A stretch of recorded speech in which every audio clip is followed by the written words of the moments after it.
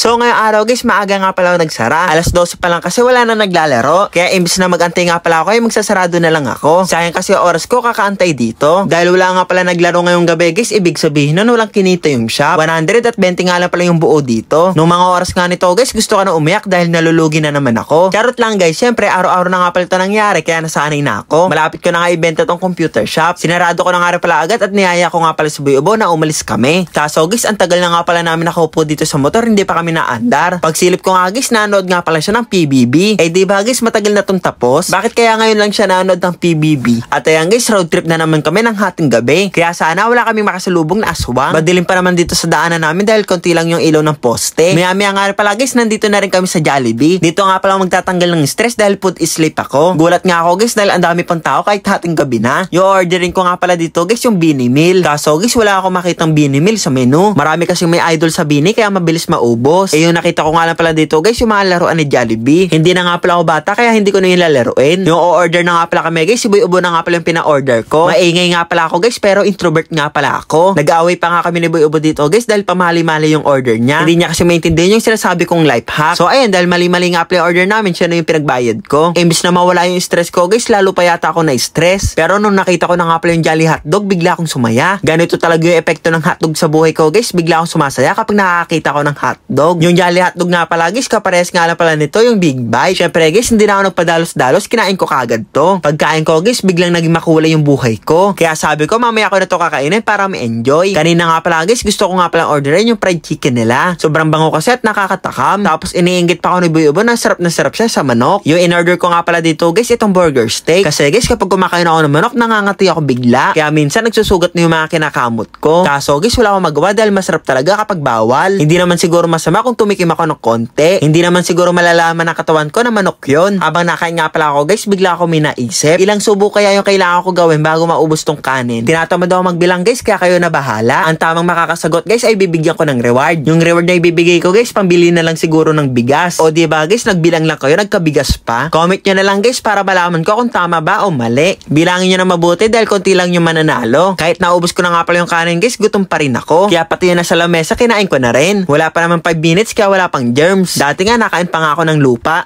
So syempre guys, pagkatapos ko kumain, kailangan ko ng panulak. Habang normal ako nainom, may nakita nga palang nakatingin sa akin. Hindi ko nga alam guys kung bakit ako natawa dahil nainom lang naman ako. Tapos guys, may nalaman nga palang life hack. Hindi nyo na kailangan ng kutsara para makain yung ice cream ng Coke float. Eco-friendly pa dahil yung straw nga pala pwede nyo gamitin pang kuha ng ice cream. Kaso guys, ang bilis pala matunaw ng ice cream kaya ayun, naubusan na agad ako. Kaya sana sa future pwede na magpa-refill. At syempre guys, save the last for the best. Kakain ko nga pala pero magme-merienda na ako. Binilang ko nga pala yung kagot ko dito sa Jolly Hotdog. Ngayon ko lang na-realize na sobra pala yung gutom ko ng mga oras na to. Kakain ko nga lang pala ng burger steak pero 5 kagat ko nga lang pala tong Jolly Hotdog. Isipin nyo guys, sobrang laki nun pero sinaglit ko lang. Ayun nga lang guys, sumakit nga pala yung panga ko dahil hindi ko nga pala manguya. So syempre guys, dahil sanay na nga pala ako kumain ng hotdog, alam ko na yung gagawin ko. Pagkalunok, iinom ng maraming tubig.